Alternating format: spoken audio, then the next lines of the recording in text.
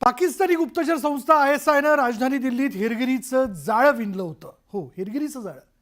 पाकिस्तानी उच्चायुक्तालय हे ISIचा अड्डा बनलेला होता आणि पाक उच्चायुक्तालयातील व्हिसा अधिकारी एहसान उर रहमान उर्फ दानिश हा ISIसाठी माणसं हेरण्याचं काम करत होता. भारतीय तपास यंत्रणांनी ISIच्या हेरगिरी नेटवर्कचा पर्दाफाश केलाय.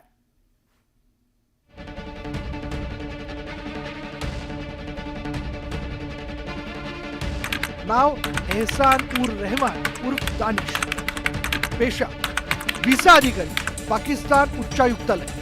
पहलगाम हल्ल्यानंतर हा चेहरा चर्चेत आला होता. दिल्लीच्या पाकिस्तान उच्चायुक्तालयात हा व्हिसा अधिकारी म्हणून काम करत होता.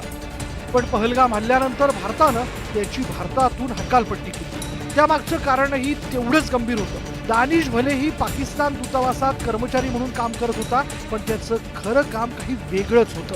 भारतीय तपास यंत्रणांनी त्याच्या नापाक षडयंत्राचा पर्दाफाश केला. पण त्यात केवळ दानिश एकटाच होता असं नाही, तर पाकिस्तानी दूतावासात ISIचे अनेक व्हिसा अधिकारी म्हणून काम करत होते. भारतात हेरगिरीचं नेटवर्क तयार करण्यासाठी ISIनं पाकिस्तानी दूतावासाचा वापर केला. हेरगिरीच्या भरतीसाठी पाकिस्तानी दूतावासातील व्हिसा विभागाचा वापर केला जात होता. ISIचे एजंट व्हिसा विभागात कर्मचारी म्हणून काम करत होते. पाकिस्तानात जाण्यासाठी व्हिसा मिळावा म्हणून अर्ज केलेले भारतीय त्यांच्या टार्गेटवर असायचे. ISIचे एजंट अशा अर्जदारांना मुद्दाम अडचणीत आणत असत. विशेषतः गरजू आणि गरीब अर्जदारांना सिम कार्ड देण्याच्या बहाण्यानं ते जाळ्यात उडत असत. हेरगिरी करण्यास तयार असलेला अर्जदार व्हिसा एजंटला सिम कार्ड देत असे. या हेरांकडून भारतातील संवेदनशील स्थळं आणि लष्करी ठिकाणांचे फोटो तसंच माहिती गोळा केली जात होती.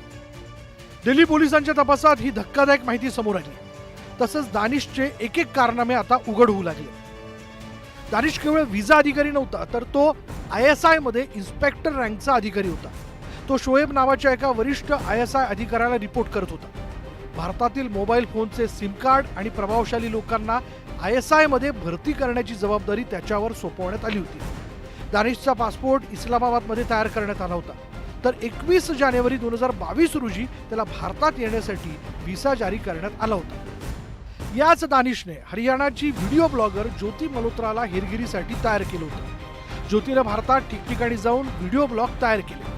तसंच तिनं काही संवेदनशील माहिती ISIला पुरवल्याचा संशय. या हेरगिरीच्या बदल्यात दानिशनं ज्योतीसाठी परदेशी टूरची व्यवस्था केली होती. Bureau report, news 18 Lokmat.